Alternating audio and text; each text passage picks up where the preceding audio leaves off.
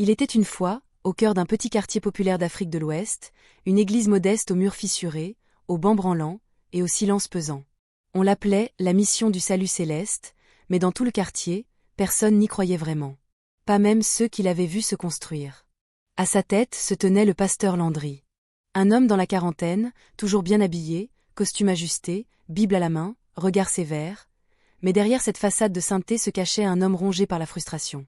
Chaque dimanche, Landry se tenait seul sur son pupitre. Devant lui, 3 fidèles, parfois 2. Une vieille maman infirme, un jeune garçon du quartier payé pour venir taper dans les mains, et une cousine venue l'encourager. Personne d'autre. Les chaises vides devenaient chaque jour un rappel de son échec. Il priait, jeûnait, criait même à Dieu, mais rien. Le ciel restait muet. Il n'avait pas l'onction, il n'avait pas le feu, et surtout, il n'avait pas la foule. Pendant ce temps, d'autres églises, autour de lui, ne désemplissaient pas. Les voitures de luxe stationnaient devant, les fidèles en pagne brodée, les cris de « Alléluia » qui faisaient trembler les murs. Ces pasteurs-là, Landry les enviait. Il les observait de loin, rongeant son frein, le cœur plein d'amertume. Pourquoi eux? Pourquoi pas lui? Il prêchait mieux, priait plus fort, jeûnait plus souvent, mais son Dieu, lui, semblait sourd. Les factures s'accumulaient. Les dettes aussi. Il devait 6 mois de loyer du local de l'église. L'électricité avait été coupée. Même ses vêtements de cérémonie commençaient à s'user. Et chaque nuit, il priait, pleurait, hurlait seul dans le temple vide, cherchant une réponse, un signe, n'importe quoi. Mais ce n'est pas Dieu qui lui répondit. Une nuit, alors que l'orage grondait, et que les éclairs ébraient le ciel comme la colère divine, Landry restait à genoux, tremblant dans l'obscurité. Il venait de terminer une veillée où, encore une fois, personne n'était venu. Pas même sa cousine. Il restait là, au sol, les yeux pleins de larmes, répétant « Seigneur, si tu ne me bénis pas, alors qu'on m'ouvre une autre porte. » Et c'est exactement ce qui arriva. Au fond de la salle, dans l'ombre, une silhouette apparut. Un homme, grand, fin, vêtu de noir, le visage à moitié masqué par une capuche. Il n'était pas entré par la porte. Il était là. Juste, là. Landry sursauta. Mais l'homme ne bougeait pas. Il le fixait. Et puis, il parla d'une voix calme, lente, grave. « Tu veux que ton église soit pleine, pasteur? Tu veux l'argent, le pouvoir, les foules qui crient ton nom? Tu veux des miracles qui impressionnent les hommes, même si Dieu ne t'a pas choisi? » Landry resta figé. Il voulait fuir, mais ses jambes étaient lourdes. L'homme s'avança, sortit une carte noire et la posa sur le pupitre. Un symbole rouge y était dessiné. « Rejoins-nous. Ce monde appartient à ceux qui osent faire des sacrifices. » Puis il disparut. Aussi silencieusement qu'il était venu. Comme une ombre avalée par la nuit. Landry prit la carte. Elle brûlait dans sa main, mais il ne la lâcha pas. Ce soir-là, il ne pria pas. Il ne lut pas sa Bible. Il resta assis, seul, les yeux vides, le cœur battant, fixant le symbole rouge, avec une seule pensée en tête. Et si c'était ça, la porte qui l'attendait? La nuit suivante, le ciel était encore plus lourd que la veille. Les étoiles semblaient s'être retirées, et même la lune refusait de briller. Un silence inhabituel régnait sur le quartier. Les chiens n'aboyaient plus. Les coqs ne chantaient pas. Comme si tout le vivant retenait son souffle, en attendant quelque chose. Landry n'avait pas dormi. Il avait passé la journée à fixer la carte noire, posée sur sa table de chevet. Ce petit rectangle de carton semblait respirer. Il n'y avait ni numéro, ni nom, ni adresse. Juste ce symbole rouge, dessiné à la main, représentant une sorte d'œil qui pleure, entouré d'un cercle formé d'ossements. Plus il le regardait, plus une chaleur étrange envahissait son corps. Une voix semblait murmurer dans sa tête, insidieuse, douce, presque affectueuse. « Tu as souffert. Tu as attendu. Il est temps que le monde voie enfin qui tu es. » À minuit pile, il sentit une douleur fulgurante dans le poignet gauche. Comme une brûlure. Il leva le bras, et vit le symbole de la carte marqué dans sa peau, comme s'il avait été tatoué par une main invisible. Puis, tout à coup, la porte de sa chambre s'ouvrit lentement, sans un bruit, poussée par une force invisible. Et devant lui, encore une fois, l'homme en noir. Identique. Souriant à peine. « Suis-moi. Tu es attendu. » Landry, comme possédé, ne posa pas de questions. Il enfila un manteau, marcha pieds nus, et suivit l'homme à travers les ruelles sombres de la ville. Ils marchèrent longtemps, en silence, jusqu'à un lieu qu'ils ne connaissaient pas. Un vieux bâtiment colonial abandonné, à moitié effondré, caché derrière une rangée de palmiers morts. À l'entrée, 2 statues de pierre brisées, des anges sans tête, dont les ailes semblaient ensanglantées. Une fois à l'intérieur, tout était plongé dans une obscurité surnaturelle, sauf une pièce au fond du couloir, éclairée par une lumière rouge vive, comme un feu souterrain. Quand Landry entra, il fut saisi par une odeur étrange, un mélange d'encens lourd, de sang séché et de pourriture. La salle circulaire était remplie d'hommes et de femmes habillés de capes sombres, le visage masqué. Ils formaient un cercle parfait autour d'un autel noir, au centre duquel se trouvait un bol en or, rempli d'un liquide rouge et épais. Sur les murs, des symboles écrits à la main, en lettres rouges, des prières dans une langue que Landry ne comprenait pas, mais qui faisait vibrer son âme. L'homme en noir s'avança au centre, face à lui, et dit d'une voix forte. « Voici Landry, pasteur, serviteur des hommes, frustré, rejeté, oublié. Ce soir, il nous rejoint. » Un murmure parcourut la salle. « Bienvenue, frère de l'ombre. Bienvenue parmi les éveillés. » Landry fut invité à s'agenouiller devant l'autel. 2 membres du cercle lui versèrent un liquide noir dans la bouche, pendant qu'un 3e lui coupait légèrement la paume, laissant son sang goûter dans le bol doré. Puis, le maître de cérémonie s'approcha. Il portait un masque d'os, et parlait lentement. « Le pacte que tu veux n'est pas gratuit. Chaque chose a un prix. Nous ne servons pas le Dieu du ciel. Nous servons les forces anciennes. Et elles réclament une chose simple, la vie innocente. » Il leva une dague courbe, noire et brillante, et l'abattit violemment dans le bol. « Tu donneras un nouveau-né, chaque mois. Tu l'enterreras sous ton autel. Mais avant cela, tu prélèveras son cœur, vivant. Tu le placeras dans ce coffret scellé, et tu nous le remettras, à chaque pleine lune. C'est ainsi que ton ministère fleurira. C'est ainsi que ton nom brillera. Acceptes-tu » Landry tremblait. Chaque cellule de son corps lui hurlait de fuir. Mais sa bouche, elle, murmura. « J'accepte. » À cet instant, une flamme noire jaillit du sol. Les bougies s'éteignirent. Et dans le noir complet, une voix inhumaine, grave, profonde, résonna dans sa tête. « Ton âme nous appartient jusqu'au dernier cri. » Quand la lumière revint, tous les membres avaient disparu. Landry était seul. Devant lui, sur l'autel, un coffret noir en bois d'ébène, finement gravé, et une dague identique à celle du rituel. En dessous, un message, écrit en lettres rouges. Le premier cœur devra battre avant la prochaine lune. Landry sortit du bâtiment au lever du jour, le visage blanc comme un cadavre, la dague et le coffret en main. Il ne savait pas comment, mais au fond de lui, il savait déjà où trouver le premier bébé. Le soleil s'était levé. Un soleil pâle, timide, comme s'il n'osait plus briller sur cette partie du monde. Le pasteur Landry marchait lentement dans les rues, le coffret noir serré contre lui, caché sous sa tunique. La dague reposait dans sa poche, enveloppée dans un tissu. Il ne regardait personne. Il ne souriait pas. Il n'entendait rien d'autre que la pulsation régulière dans sa tête, un cœur, un cœur, un cœur. Il était rentré chez lui sans dire un mot. Il n'avait pas prié. Il n'avait pas ouvert sa Bible. Il avait juste fixé le mur. Pendant des heures. Jusqu'à ce que la nuit tombe. Et puis, il s'était levé. Dans un vieux quartier périphérique, là où les rues ne sont plus goudronnées, où les enfants jouent pieds nus dans la poussière, où les maisons ne sont que des cabanes en tôle et en bois pourri, Landry trouva ce qu'il cherchait. Une femme. Mariam. Jeune, sale, affamée. Elle vivait dehors depuis des mois, avec son bébé nouveau-né emmitouflé dans un pagne sale, dormant sur des cartons. Le père de l'enfant? Disparu. La famille? Partie. Elle n'avait que son enfant, et la fatigue. Landry s'approcha d'elle, vêtu comme un messager du salut. Il parla doucement, avec bienveillance. « Ma sœur, Dieu m'a mis sur ton chemin ce soir. Tu ne dois plus dormir dehors. Viens avec moi. Mon église accueille les démunis. Tu mangeras. Tu seras lavé. Et ton enfant connaîtra enfin le repos. » Mariam n'avait plus de force pour douter. Elle avait déjà tout perdu. L'espoir, l'honneur, la peur. Elle suivit Landry, les yeux baissés, portant son enfant contre sa poitrine. Ils arrivèrent à l'église vers minuit. Il n'y avait personne. Pas un chat. Pas une lumière. Sauf dans le sanctuaire. Landry la fit entrer. Lui proposa de s'asseoir. Lui offrit du pain, un jus de bissap. Elle mangea doucement. L'enfant dormait. Puis, il lui tendit une couverture. « Repose-toi dans la salle d'axe en grave côté. Ton enfant dormira ici. » Je vais prier sur lui pendant que tu récupères. Elle hésita. Mais le regard du pasteur semblait sincère. Et elle était si fatiguée, si lourde. Elle se leva lentement, confia son bébé, et s'éloigna, à pas lents, vers la pièce voisine. Quand elle disparut, le temps s'arrêta.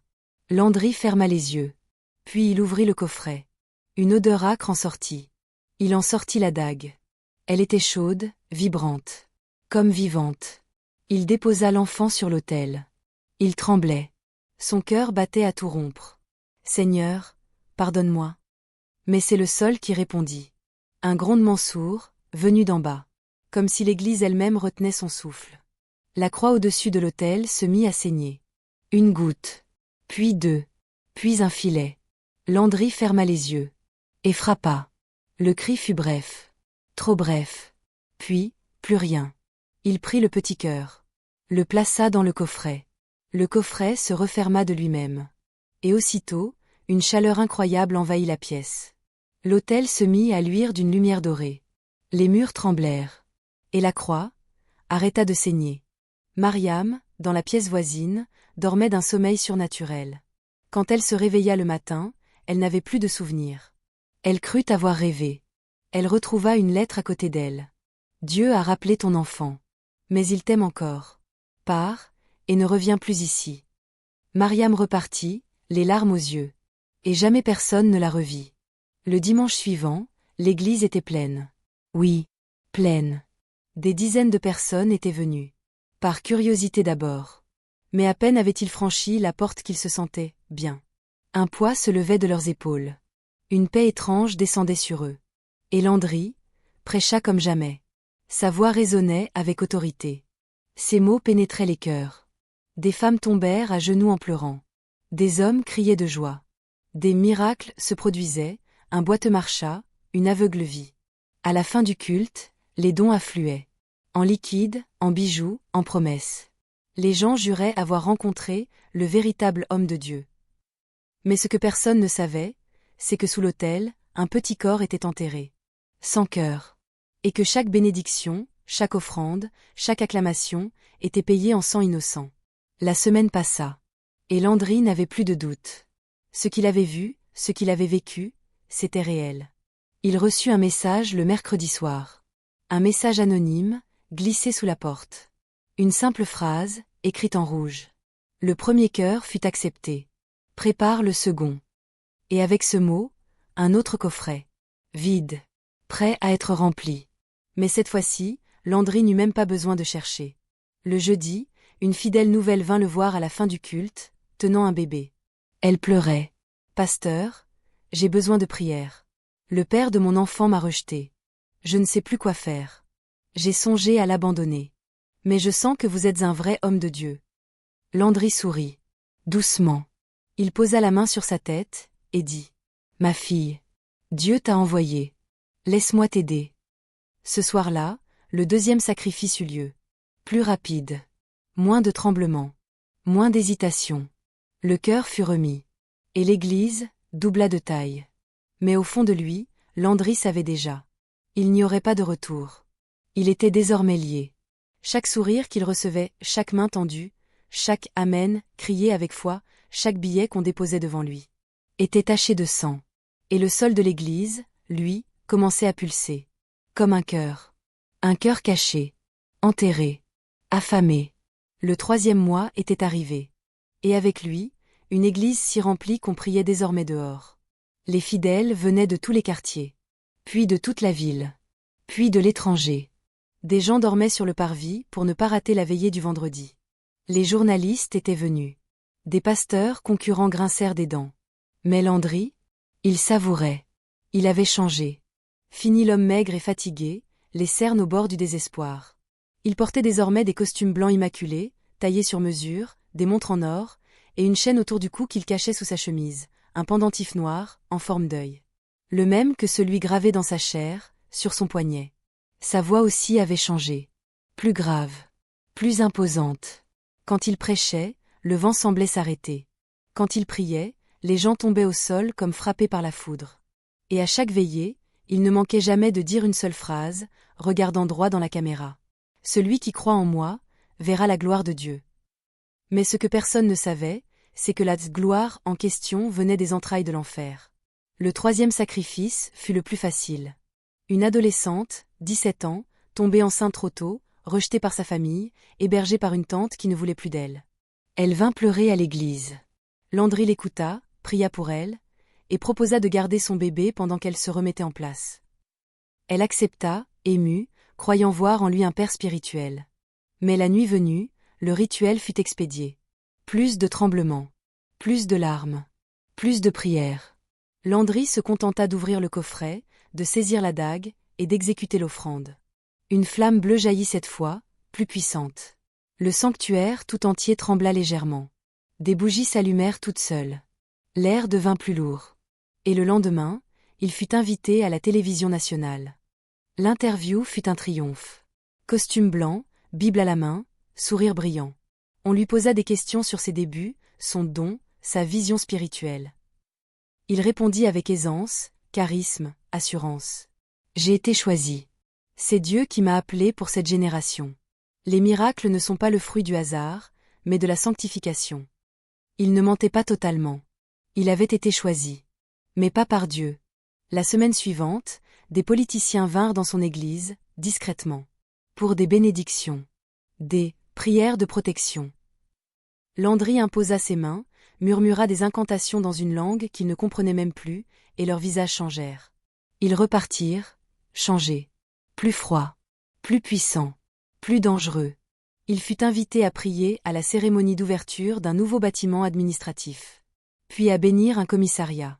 Puis à déjeuner avec le gouverneur de la région. Landry devint l'homme à consulter, le prophète qu'on craint, le véritable oint. Mais c'est là que les signes commencèrent. D'abord discret. La Bible de l'Église, une vieille édition posée sur l'autel, changea de couleur. D'un brun ancien, elle devint noire. Comme brûlée. Pourtant, personne ne l'avait touchée. Un jour, pendant un culte, une petite fille de 5 ans fixa l'autel et hurla. « Maman, maman. Il y a un monsieur qui pleure sous le sol. Il me regarde avec ses yeux rouges. » On l'emmena aussitôt. On parla d'hystérie. De rêve. Mais dès ce soir-là, l'enfant perdit l'usage de la parole. Un autre jour, un vieil homme, fidèle depuis peu, s'approcha du pasteur après le culte et dit calmement. « Ce que vous faites, ce n'est pas de Dieu. Je vois les ombres derrière vous. Vous prêchez bien, mais votre odeur est celle des tombes. » Landry le fit expulser. 2 jours plus tard, le vieil homme fut retrouvé mort, étranglé par son propre chapelet. Et la nuit, Landry ne dormait plus. Chaque fois qu'il fermait les yeux, il se retrouvait devant les 3 bébés, debout devant l'autel, silencieux. Leurs yeux noirs, vides, le fixaient. Leur poitrine saignait encore. Ils ne pleuraient pas. Ils ne criaient pas. Ils attendaient. Une nuit, il hurla dans son sommeil. Il se leva en sueur. Courut jusqu'à la salle de prière. Et là, il vit quelque chose. L'autel. Il respirait. Oui. Comme un être vivant. Le sol bougeait doucement. En rythme. Comme un cœur. Comme un ventre. Et au centre, là où les corps étaient enterrés, la dalle vibrait légèrement. Landry tomba à genoux. Seigneur, j'ai fait ce qu'il fallait, ne m'abandonne pas. Mais il n'y eut pas de réponse. Juste, le rire. Un ricanement long, caverneux, venu de partout et de nulle part à la fois. Comme si l'église elle-même riait. Le lendemain, tout sembla revenir à la normale. Les cultes continuaient. Les offrandes aussi.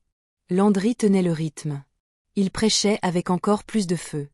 Les foules grossissaient. Il avait acheté une nouvelle parcelle pour construire une cathédrale. Mais quelque chose avait changé en lui.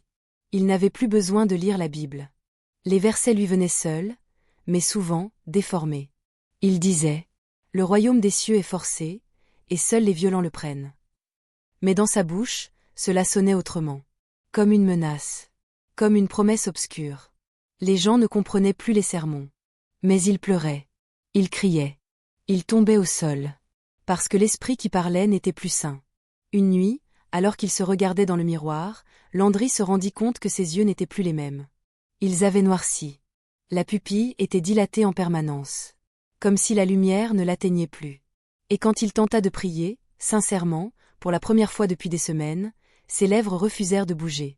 Sa langue devint lourde. Et une voix murmura dans son oreille. « Tu ne m'appartiens plus. Tu n'es plus à genoux devant Dieu. Tu marches sur les tombes, et les tombes marchent en toi. Ce soir-là, Landry comprit qu'il n'était plus libre. Ce n'était plus lui qui dirigeait l'Église. C'était elle. L'Église, cette structure devenue vivante. Affamée. Intelligente. Une bouche ouverte, toujours prête à avaler un nouveau sacrifice. Et bientôt, le 4e allait arriver. Mais cette fois, rien n'allait se passer comme prévu. Le mois suivant arriva, mais différemment. L'air lui-même semblait plus lourd. Chaque jour, le soleil brillait moins. Même les fidèles parlaient plus bas.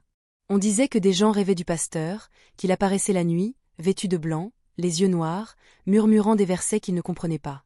Mais Landry, lui, souriait. Il savait que l'heure approchait. Le 4e coffret était déjà là. La pleine lune tombait un samedi soir. Tout était prêt. Du moins, c'est ce qu'il croyait. Ce samedi-là, vers 16 heures, alors que les fidèles nettoyaient les lieux, préparant le grand culte de la veillée, une vieille femme apparut. Personne ne l'avait vue venir.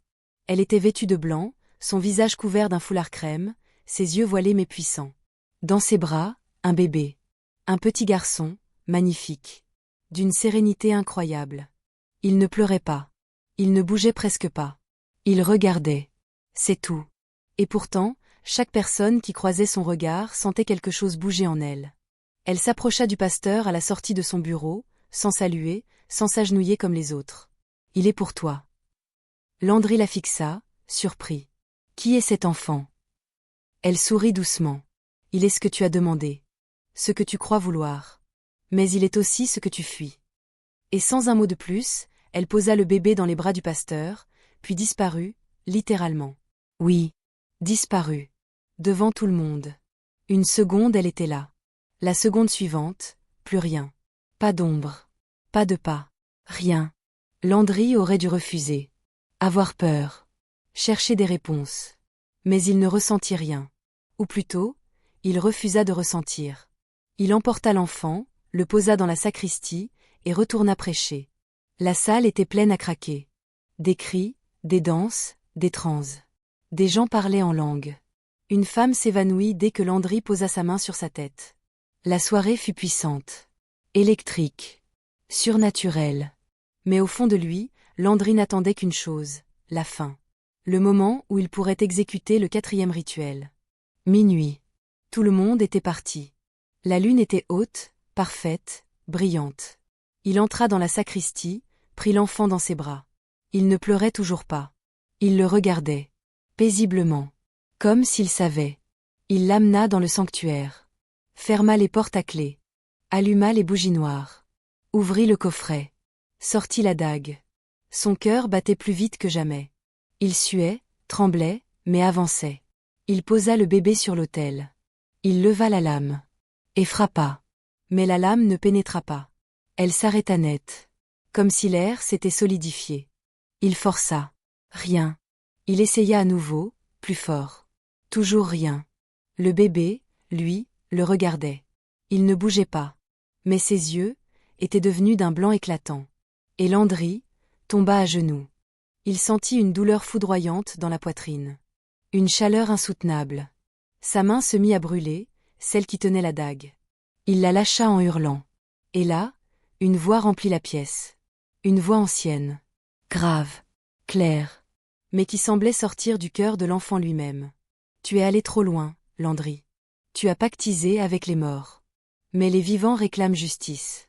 Tu pensais pouvoir verser le sang sans conséquence? Tu pensais que le mal se laisserait utiliser sans t'avaler? Landry recula, terrifié.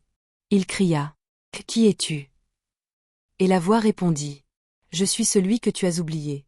Celui que tu n'as pas servi. Celui que tu prétendais invoquer, mais que tu as trahi. » La lumière changea.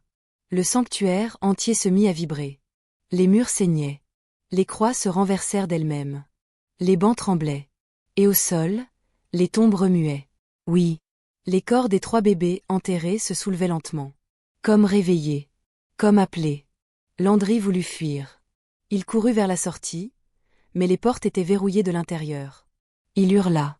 Frappa. Implora. Pardon. Pardon. Je n'ai pas su. Mais la voix répondit.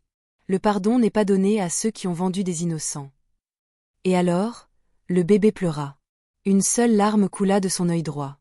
Et cette larme tomba au sol, provoquant une onde de choc. Tout s'arrêta. Plus de bruit. Plus de lumière. Juste un noir absolu. Quand Landry rouvrit les yeux, il était seul. Mais il sentait que quelqu'un, ou quelque chose, était toujours là. Le bébé avait disparu. Mais sur l'autel, à sa place, une croix d'or. Pure. Brillante. Flottant dans l'air. Et derrière lui, une voix d'enfant, douce, apaisée.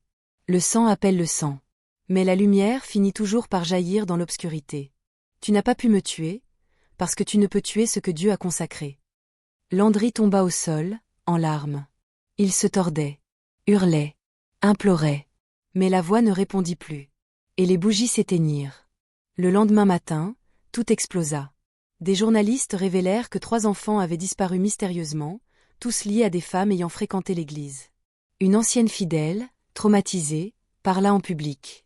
Elle raconta avoir vu le pasteur enterrer quelque chose sous l'autel une nuit. Puis, le sol de l'église se fendit. Littéralement. Une large fissure coupa le sanctuaire en 2. Des objets furent retrouvés, des vêtements de bébé, des ossements, des coffrets scellés.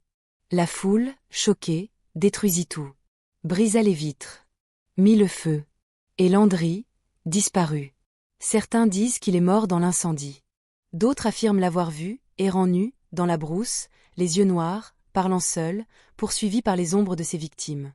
Mais une chose est sûre. L'enfant, lui, n'a jamais été retrouvé. Et dans d'autres villes, on dit que là où les ténèbres montent, un enfant aux yeux de lumière réapparaît, pour juger ceux qui se croient intouchables. Il avait fui. Comme un voleur. Comme une ombre. Comme un chien chassé par le feu. Quand les flammes dévoraient encore les murs de son église, quand les fidèles hurlaient dehors, certains appelant la justice, d'autres priant Dieu de ne pas les maudire d'avoir suivi un homme si sombre, le pasteur Landry courait. Il courait sans direction. Sans souffle. Sans Dieu. Il courait vers nulle part.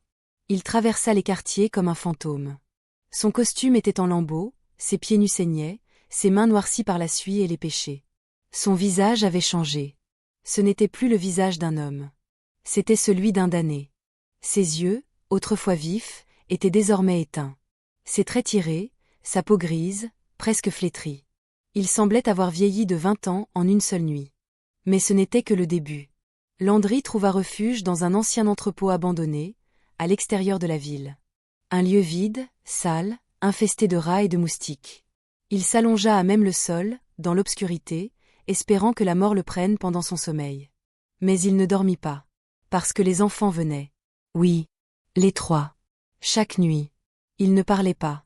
Ils apparaissaient devant lui, toujours debout, toujours ensanglantés.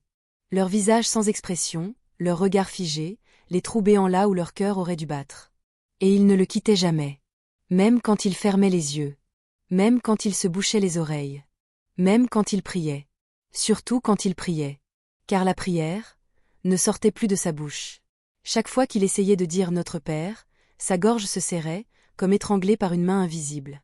Chaque fois qu'il tentait de lire un verset, les mots se brouillaient. Les lettres saignaient sur la page, et la Bible se mettait à vibrer, comme si elle repoussait ses doigts. Landry comprit alors qu'il avait franchi le point de non-retour. Les jours suivants, son corps changea. Sa peau devint rugueuse. Elle se fendait par endroits. Des plaques noires apparurent sur ses bras, puis sur son torse. Il gratta, il frotta, il pleura. Rien n'y fit. Un matin, en se regardant dans une flaque d'eau, il vit son propre reflet, et il hurla. Car ce n'était plus son visage. C'était celui d'un cadavre vivant. Ses cheveux tombaient.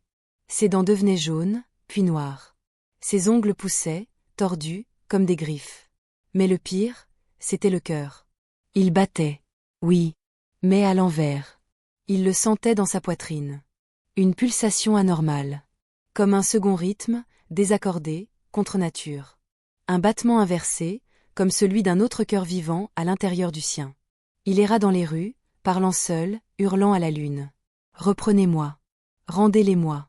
Je n'ai fait que ce que vous m'avez demandé. » Mais les voix ne répondaient plus. Il avait été abandonné par le mal lui-même. Un jour, il pénétra dans une église. Une petite chapelle de campagne. Les fidèles chantaient doucement. Il entra lentement, vacillant. Dès que son pied toucha le sol, la chorale s'arrêta. Tous le regardèrent. Ils virent un monstre. Un homme au visage creusé, aux vêtements déchirés, aux yeux vides. Le pasteur en charge s'approcha, Bible en main. « Que veux-tu, frère ?» Landry tomba à genoux. « Aide-moi, je veux être lavé, je veux être sauvé. » Mais à peine le pasteur posa la main sur son épaule que son bras se mit à saigner violemment.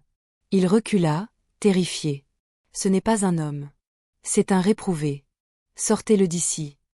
Et Landry fut chassé à coups de pierre. Dans les jours qui suivirent, les animaux le fuyaient. Les chiens aboyaient dès qu'il s'approchait.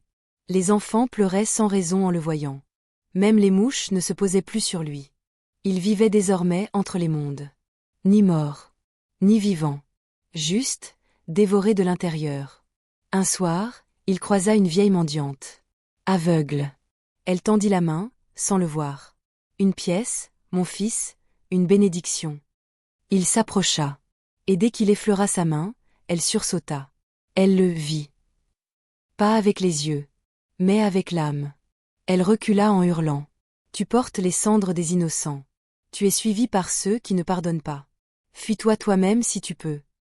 Et elle s'enfuit. Landry, cette nuit-là, retourna à l'endroit où tout avait commencé. L'église. Ou plutôt, ce qu'il en restait. Une carcasse noire, calcinée, sans toit, sans autel. Des cendres. Des pierres. Des ombres. Et au milieu, l'autel. Oui. Encore là. Brûlé. Mais debout. Il s'en approcha. Lentement. Tremblant. Il posa la main dessus. Et aussitôt, une voix familière résonna. Tu es revenu. Mais il est trop tard. Le prix n'était pas les cœurs. Le prix, c'était toi. Et alors, le sol s'ouvrit sous ses pieds. Landry tomba. Pas dans un trou. Mais dans lui-même. Il tomba dans ses propres ténèbres. Ses souvenirs. Ses péchés. Il vit les enfants. Il vit leur mère. Il vit les sermons où il mentait. Les sourires hypocrites. Les poches pleines. Il tomba, longtemps. Et quand il se réveilla, il n'était plus dans le monde des hommes. Mais il respirait encore. Il était allongé dans une forêt. Nu. Seul. Et dans le ciel, aucune étoile. Seulement un murmure, porté par le vent. Ce n'est que le début de ta fin. Landry comprit enfin, il n'allait pas mourir. Il allait vivre, pour souffrir. Puni. Maudit. Rejeté par Dieu. Trahi par les démons. Poursuivi par les âmes qu'il avait sacrifiées. Et chaque nuit, dans cette forêt, un enfant aux yeux blancs apparaissait. Debout. Silencieux. Et chaque matin, Landry se réveillait avec une nouvelle blessure sur le corps. Un jour, une morsure. Le lendemain, une main brûlée. Puis, une oreille coupée. Mais il ne mourait jamais. Jamais. Il était devenu un avertissement vivant. Et dans certaines légendes d'Afrique, on dit que si un pasteur prêche sans foi, sans cœur, avec l'ambition pour seul Dieu, il rêve d'un homme errant, nu, hurlant à la lune, les yeux noirs, poursuivi par des enfants sans cœur. Et ce rêve est un message. Un message qui dit « Tu peux tromper les hommes, mais jamais le ciel, et jamais les morts. » Cela faisait maintenant 3 mois que l'église du pasteur Landry avait brûlé. 3 mois que les fidèles s'étaient dispersés, certains en état de choc, d'autres niant les faits, refusant d'accepter qu'ils avaient été conduits par un homme qui sacrifiait des enfants au nom d'une puissance cachée. Mais le sol, lui, n'avait rien oublié. Dans le quartier, des choses étranges se produisaient. Des femmes entendaient pleurer des bébés la nuit, sans jamais en voir. Des fissures apparaissaient sur les murs, toujours en forme de croix inversées. Des chiens hurlaient face à la parcelle maudite, et refusaient d'y poser les pattes. Et puis, les rêves commencèrent. Un rêve commun. Partagé. Des centaines de personnes rêvèrent la même scène, dans des nuits différentes. Une église noire. Un pasteur nu, qui hurlait en creusant la terre à main nue. Et un enfant, debout, au centre de l'autel, les yeux d'un blanc incandescent, tenant dans sa main une flamme vivante. Les médias commencèrent à s'emparer de l'affaire. Des fouilles furent autorisées sur les ruines de l'église. On trouva ce qu'on ne voulait pas trouver, des ossements. Des petits corps. Des objets rituels. Un rapport scientifique, strictement confidentiel, confirma que les restes retrouvés étaient ceux de nourrissons enterrés vivants. Le choc fut national. Des manifestations éclatèrent devant d'autres églises jugées douteuses. Des pasteurs furent interpellés, interrogés, certains lynchés publiquement par des foules furieuses, aveuglés par la colère et le sentiment d'avoir été trompés. Mais au cœur de tout ça, personne ne savait où était Landry. Il n'était jamais réapparu. Certains disaient qu'il s'était pendu dans une grotte. D'autres qu'il avait fui au Nigeria, ou qu'il errait fou, vivant d'ordures et de pluie. Mais dans les coulisses spirituelles, on savait que son heure approchait. Un matin, à l'aube, quelque chose se produisit. Dans la ville, alors que les marchés s'ouvraient, les taxis klaxonnaient et les mosquées appelaient à la prière, tous les enfants s'arrêtèrent. Oui, tous. En même temps. Ils cessèrent de marcher, de manger, de parler. Leurs yeux devinrent vides. Et en chœur, ils prononcèrent une seule phrase. Il revient. Et la vérité marche à ses côtés. Puis ils reprirent leurs activités, comme si de rien n'était. Les adultes, paniqués, ne comprenaient pas. Mais les anciens, eux, se mirent à pleurer. 2 jours plus tard, il arriva. Personne ne l'avait vu venir. Il était là, au centre de la place publique. Un enfant, petit, fin, vêtu d'un simple pagne blanc. Il ne disait rien. Il ne souriait pas. Mais tous le regardaient. Et tous savaient. C'était l'enfant. Celui de l'église. Celui que Landry n'avait pas pu tuer. Il ne marcha pas. Il avança. Sans bruit. Comme porté.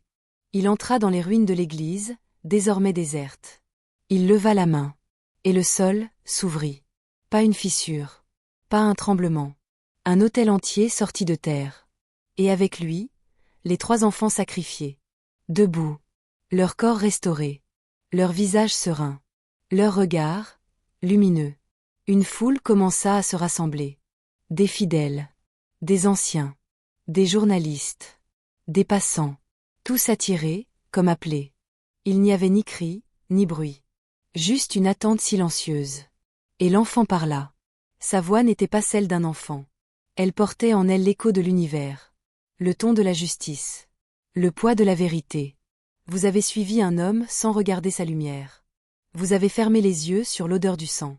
Vous avez applaudi les miracles sans poser de questions. Il tendit la main. Le ciel devint noir.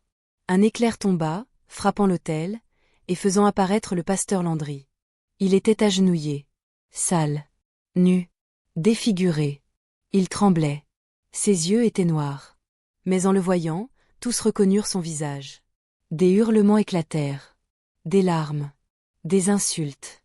Des pierres prêtes à voler. Mais l'enfant leva la main. Silence. Il s'approcha du pasteur. Le toucha au front. Et à cet instant, tous les spectateurs virent. Oui. Ils virent les souvenirs du pasteur. En direct. Comme projetés dans l'air. Les sacrifices. Les cris. Les corps. Le sang. Les rituels. Et à la fin, le regard de l'enfant que Landry n'avait pas pu tuer. Une mère s'évanouit. Un journaliste tomba à genoux. Un prêtre chrétien jeta sa Bible au sol en hurlant « Ce monde est pourri ». Et Landry pleurait. Il pleurait du sang. Il tomba face contre terre. Et l'enfant dit « La justice n'est pas la vengeance. Mais elle est inévitable. » Alors, les 3 enfants s'approchèrent. Ils entourèrent Landry. Et tous les 4 disparurent. Pas dans une lumière.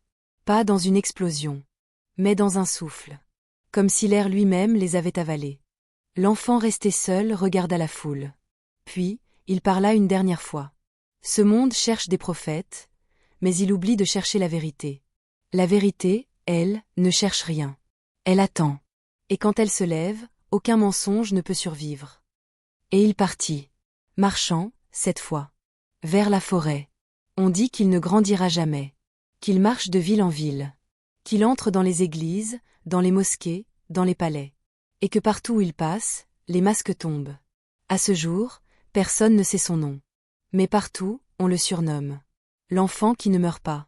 Et chaque pasteur qui commence à trahir son peuple. Chaque commerçant qui sacrifie son âme. Chaque politicien qui boit le sang au nom du pouvoir. Le voit en rêve. Debout. Silencieux. Avec une larme qui brille comme un soleil. Il faisait noir. Pas la nuit. Pas une absence de lumière. Non. Quelque chose de plus profond. Un noir ancien, épais, vivant. Un noir qui ne se laisse pas traverser. Un noir qui colle à la peau. Qui respire autour de toi. C'est là que Landry s'était réveillé. Pas sur terre. Pas dans une prison. Pas dans un rêve. Mais dans un lieu entre les mondes. Un lieu qu'aucun homme ne visite volontairement. Un espace réservé à ceux qui ont profané ce qui ne devait jamais l'être. Il était debout, ou du moins il le croyait. Il ne sentait plus ses jambes, ni ses bras. Il n'avait ni souffle, ni battement de cœur. Pourtant, il était conscient. Autour de lui, rien. Pas de mur.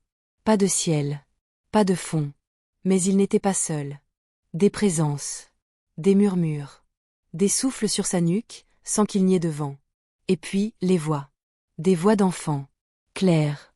Froides. Pourquoi nous? Pourquoi moi? J'avais encore du lait sur les lèvres. J'étais encore dans les bras de ma mère. Tu m'as pris avant que je dise mon premier mot. Landry voulut crier. Mais sa bouche n'existait plus. Alors les voix prirent sa place. Elles parlèrent à travers lui. Elles récitèrent son passé, mot par mot. Tu as menti. Tu as tué. Tu as souillé. Tu as juré au nom d'un Dieu que tu avais renié. Tu as vendu des cœurs vivants pour remplir une salle. Tu as offert la chair pour avoir la gloire. Et alors, les ténèbres s'écartèrent. Devant lui, une porte. En bois. Immense. Gravée de symboles anciens, que seuls les morts peuvent lire. Elle s'ouvrit d'elle-même. Derrière, un tribunal. Mais pas comme ceux des hommes. Ici, aucun juge. Aucune robe noire. Pas de marteau. Seulement, un miroir. Oui. Au centre de la salle, un miroir. Haut de 6 mètres. Large comme une muraille. Landry y fut poussé. Pas par des mains. Mais par la volonté du lieu. Il se tint devant. Et ce qu'il vit le détruisit. Ce n'était pas son reflet. C'était sa véritable forme. Un être décomposé, déformé par le péché. Des visages d'enfants sortaient de sa chair, silencieux. Ses mains étaient couvertes de sang noir qui ne coulait jamais. Ses yeux, 2 trous sans fond, d'où sortaient des cris étouffés. Et sur son front, un mot gravé. Vécu pour lui-même. Puis, derrière lui, les âmes apparurent. Les enfants. Les mères. Les fidèles trahis. Les collègues pasteurs qui l'avaient averti. Les voisins silencieux. Tous alignés. Silencieux. Et parmi eux, l'enfant. Celui que Landry n'avait pas pu tuer. Il s'approcha. Sans haine. Sans colère. Mais avec une autorité que rien ne pouvait contester. Tu es venu ici en croyant pouvoir échapper au regard des hommes. Mais ici, c'est ta conscience qui te juge. Et elle ne dort jamais. Il tendit la main. Le miroir se fissura. Puis explosa. Et une lumière jaillit. Pas blanche. Pas divine. Une lumière de mémoire. Landry fut projeté dedans. Il revécut chaque moment. Mais cette fois, à l'envers. Il sentit la lame. Il sentit les cris. Il sentit la peur des mères. La honte dans ses sermons. La jubilation malsaine en comptant l'argent. Mais pire, il sentit ce qu'avaient ressenti ses victimes. Le froid. La peur. La douleur. L'abandon. Il hurla. Mais son hurlement restait en lui. Le temps n'existait plus. Peut-être des années. Peut-être une minute. Il tomba. Encore. Encore. Encore. Jusqu'à ce que... Un silence. Une présence. Et une voix. Mais pas celle d'un enfant. Celle qu'il n'avait pas entendue depuis longtemps. Landry. Pourquoi m'as-tu abandonné? Il leva les yeux. Et vit une croix. Flottant dans le vide. Pas une croix chrétienne. Une croix vivante. Battant comme un cœur. Et à ses pieds, un livre. Son livre. Celui de sa vie. Il s'ouvrit. Tout seul. Et les pages brûlèrent. La voix parla. Tu n'as jamais été destiné à ça. Je t'avais donné une voix pour soigner, pas pour détruire. Un cœur pour porter, pas pour sacrifier. Landry pleura. Enfin. Mais ses larmes étaient des flammes. Elles coulaient sur son visage. Et sa peau prenait feu. Lentement. Il ne criait pas. Il acceptait. Et puis, tout devint noir à nouveau. Mais un noir vide. Pas vivant. Juste. Le néant. Et dans ce néant, une dernière phrase résonna. Tu ne mourras jamais. Mais tu ne vivras plus non plus. Tu seras souvenir. Tu seras avertissement. Tu seras malédiction. Depuis ce jour, dans certains villages reculés, on dit que la nuit, entre le premier et le deuxième chant du coq, un homme passe. Silencieux. Nu. Brûlé.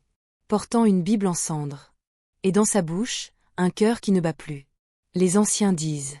Si tu le vois, ne parle pas. Ne respire pas. Ne prie même pas. Contente-toi d'écouter.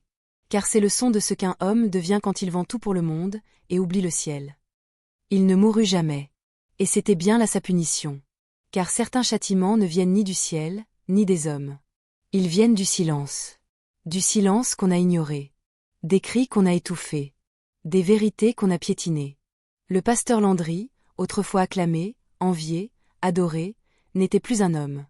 Il était devenu une malédiction. Une rumeur. Une silhouette. Un avertissement que les mères racontent à leurs enfants la nuit, les yeux rivés sur la porte. Dans les mois qui suivirent sa disparition, le pays changea. Pas dans les lois. Pas dans les journaux. Mais dans l'air. Oui. Quelque chose avait changé. Les églises autrefois pleines commencèrent à se vider. Pas par peur. Par intuition.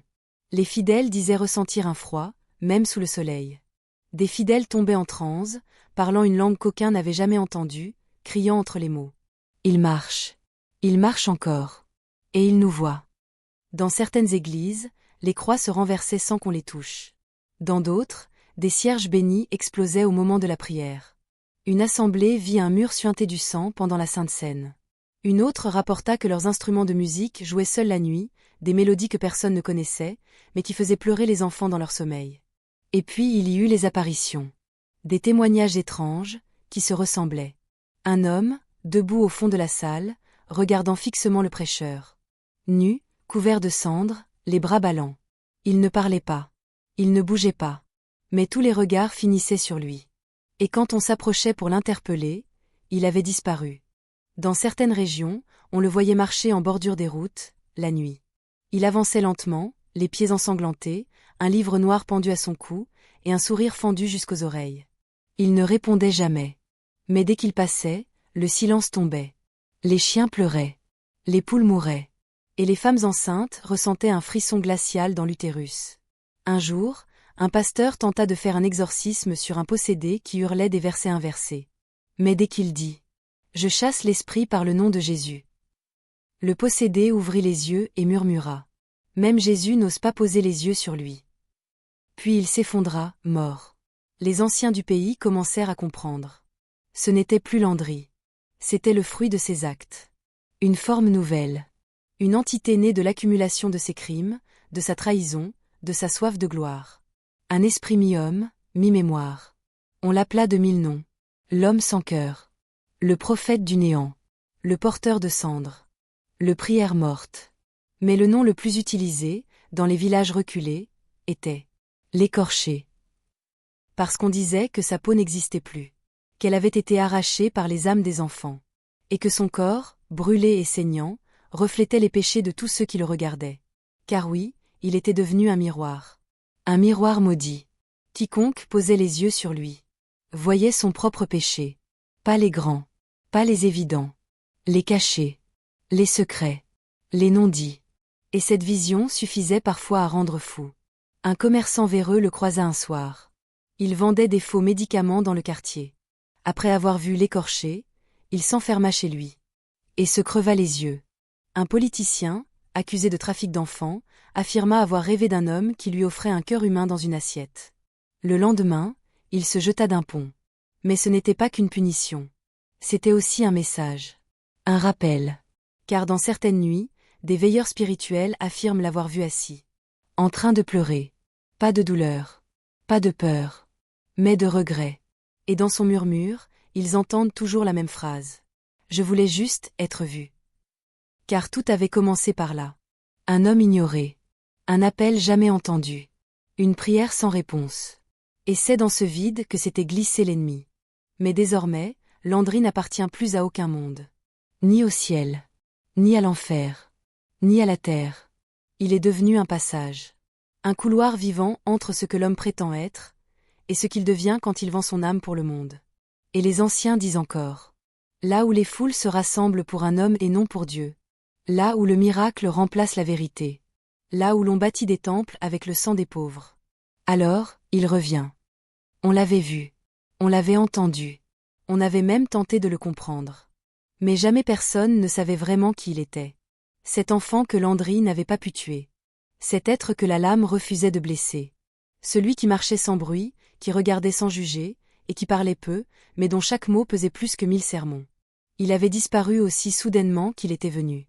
Mais son absence était un appel. Car partout où il avait mis le pied, le voile s'était levé. Les terres maudites refleurissaient. Les malades oubliés se relevaient sans explication. Les familles brisées se réconciliaient sans avoir échangé un mot. Et les temples construits sur des mensonges s'effondraient d'eux-mêmes. Alors, les anciens partirent en quête de réponses. Les véritables. Pas celles des livres. Pas celles des dogmes. Mais celles que le vent murmure aux feuilles quand la nuit est pleine. Ils allèrent consulter les plus vieux, ceux qu'on ne visite plus. Les femmes aux cheveux blancs comme la cendre, qui parlent aux morts et qui savent lire dans l'eau. Les gardiens de la terre. Les veilleurs des songes. Et tous, dans leurs langues différentes, disaient la même chose. L'enfant n'est pas un enfant. Il est une promesse. Une légende ancienne, presque oubliée, parlait d'un esprit d'origine divine, envoyé tous les 1000 ans, non pas pour punir, mais pour établir l'équilibre. Pas l'équilibre entre le bien et le mal, mais entre la foi et le pouvoir. Entre la lumière et l'illusion. Son nom n'était jamais prononcé. Car le prononcer, disait-on, c'était l'invoquer. Et il n'était pas fait pour rester. Il venait. Il regardait. Il intervenait. Puis, il repartait. Il ne venait jamais 2 fois au même endroit. Car là où il passait, rien n'était plus jamais pareil. Il n'était pas né. Il avait été envoyé. Non par une femme. Mais par la volonté même de la vérité. Le village où il avait apparu n'existait pas sur les cartes. Mais un jour, une femme déclara l'avoir vu. Une vieille, aveugle, vivant au sommet d'une montagne. Elle raconta une histoire étrange. J'étais assise. Je ne voyais rien. Mais j'ai senti une lumière. Une lumière douce. Pas chaude. Pas froide. Juste, vraie. Et quand j'ai tendu la main, j'ai touché la peau d'un enfant. Mais ce n'était pas une peau. C'était comme un tissu vivant. Comme le souffle de Dieu lui-même. Elle dit que l'enfant avait parlé. Je viens quand les cœurs prient sans parole. Je viens quand les temples mentent plus que les marchés. Je viens quand le sang des justes coule sans bruit. Puis, il avait disparu. Un grand prêtre de l'intérieur du pays, qui refusait les médias, confirma lui aussi. Il ouvrit un vieux parchemin, conservé dans une boîte scellée. Sur celui-ci, il y avait un dessin, un enfant aux yeux blancs, tenant dans la main un cœur en feu. Et sous le dessin, ces mots. Il est né sans mère, et ne mourra jamais. Il ne parle que lorsque le mensonge devient loi. Il ne frappe pas, mais il fait tomber les trônes. On comprit alors pourquoi Landry n'avait pas pu le tuer. Ce n'était pas un enfant. C'était le gardien des cœurs purs. Celui que même les démons reconnaissent sans oser l'approcher. Celui que même les anges regardent avec crainte, car il n'obéit pas à eux. Il obéit à la vérité seule. Et la vérité, elle, ne pardonne pas. Elle n'oublie pas. Elle attend. Puis, elle agit. Le plus étrange, c'est qu'après son passage, des enfants commencèrent à naître différents. Certains parlaient à 3 mois. D'autres marchaient à 5. Mais tous avaient la même chose en commun. Le regard. Ce regard calme, profond, ancien. Comme s'ils savaient déjà ce que le monde voulait cacher. On dit que l'enfant, le véritable, celui de l'Église, a été vu dans une forêt sacrée, assis au bord d'un feu. Qu'il parlait aux étoiles. Et que le vent écoutait. Un chasseur, qui s'était aventuré là par erreur, affirma. Il m'a regardé. Et tout ce que j'avais fait, m'est revenu. Pas mes fautes. Mes silences. Mes trahisons muettes. Ce que j'ai laissé faire. Il revint au village. Enterra ses armes. Et devint moine. Et les anciens dirent. L'enfant n'est pas un être. Il est une question. Et quand il se pose à toi, tu dois répondre. Pas avec des mots. Mais avec ta vie. Ainsi fut révélée la vérité sur l'enfant. Pas une légende. Pas une punition. Pas un espoir. Mais une présence. Une balance. Un miroir vivant que Dieu a placé dans le monde pour rappeler ceci. Celui qui construit sur le mensonge verra sa maison s'écrouler. Celui qui fait couler le sang pour régner boira son propre sang dans la solitude. Et dans les villages les plus reculés, quand un enfant regarde le vide sans cligner des yeux, qu'il sourit sans raison, et qu'il dit doucement « Il ne faut pas mentir à Dieu ». Alors les adultes savent. Ils savent que quelque chose veille encore. Il ne restait plus rien de l'église. Plus de murs. Plus de croix. Plus de cendres. Le vent avait tout emporté. Même la terre semblait avoir oublié qu'un temple se tenait là autrefois. Les herbes avaient poussé à nouveau, comme si le sol lui-même voulait effacer les souvenirs. Mais on n'efface pas ce qui est entré dans les cœurs. On n'oubliait pas l'enfant. Il avait marché parmi eux. Il avait parlé. Il avait regardé. Et il avait disparu. Aussi simplement qu'il était venu. Aucune trace. Aucune empreinte. Aucune tombe. Seulement, le silence. Mais un silence habité. Certains affirmaient l'avoir vu une dernière fois, assis sur une pierre, à l'orée d'une forêt sacrée. Il souriait. Comme satisfait. Il regardait le ciel. Et juste avant que le soleil ne se lève, il s'est levé. Il a marché vers les arbres. Et son corps s'est fondu dans la lumière. Depuis ce jour, plus personne ne l'a revu. Mais sa présence, elle, reste. Partout. Dans les regards des enfants. Dans les rêves des vieillards. Dans les silences des coupables. On dit qu'un jour, une vieille femme mourante appela son fils pasteur à son chevet. Elle lui tint la main et murmura. « Tu prêches bien. Tu chantes fort. Mais ton cœur, il ment. Un jour, il viendra. Et tu ne pourras pas lui mentir. Prépare-toi. » Puis elle rendit l'âme. Dans une autre ville, un enfant de 6 ans entra dans une église. Il regarda autour de lui. Il s'approcha du pupitre. Il monta dessus, sans qu'on le lui demande. Et il dit une seule phrase. « Ce lieu est propre. Mais vos âmes ne le sont pas. » Puis il descendit. Et sortit. Personne ne le revit. Dans les hôpitaux, dans les prisons, dans les rues, des signes apparaissent. Un murmure. Un frisson. Un rêve. Un enfant au regard trop profond pour son âge. Et partout, les gens commencent à se poser la question. Et s'il revenait? Pas comme un messie. Pas comme un juge. Mais comme un rappel. Un rappel que Dieu n'est pas sourd. Que la vérité ne dort pas. Et que les larmes des innocents sont comptées. Dans certaines écoles, des enfants prient désormais sans que personne ne leur demande. Ils ne connaissent pas tous les versets. Ils ne savent pas tous les dogmes. Mais ils ferment les yeux et disent « Que mon cœur soit propre. Et que mes pas soient vrais. Pour qu'ils ne viennent jamais, pour moi. » Et les adultes comprennent. Ils comprennent que la foi n'est pas un spectacle. Que l'onction ne se vend pas. Que les temples peuvent tromper les hommes, mais pas le ciel. Et que parfois, pour restaurer l'ordre, Dieu n'envoie pas un éclair. Il envoie un enfant.